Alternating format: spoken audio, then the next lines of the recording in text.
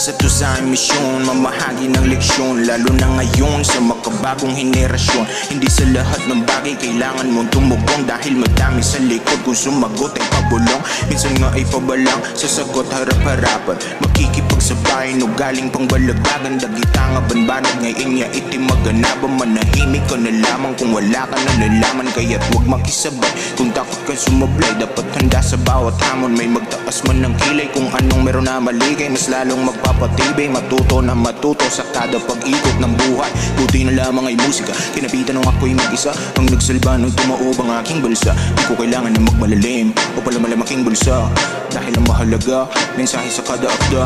At upang maarok ng bawat tagapakinig, masabihan mang barok ng sa inggit na kapiit. Kung hindi mo ko abot, pwede mo tayo ipikit. At huwag kang mang alok no di mo kaya nga itad, kasi dapat galawan kung merong gusto matamasa. Iyong dapat ganapan, wag lang basta na umasa. Kung tatamad-tamad, malabo kang mabihasa sa iyong napili na sining. Malabong magkapag-asa, makilala, sanay na sa kalakaran ng kalsada. Tablado ang mga namimihasa, diskarte sa lansangan ng hinasa. Kaalaman pinapasa, di man libro binabasa. Ako'y maestrong kwaterno ang bisara, mga natutunang asal, mga mali ko ang mga nagsilbing mga aral. Sa industriyang ito, kailangan maging magalang sa mga nauna, mga kapwa ka mag-aral.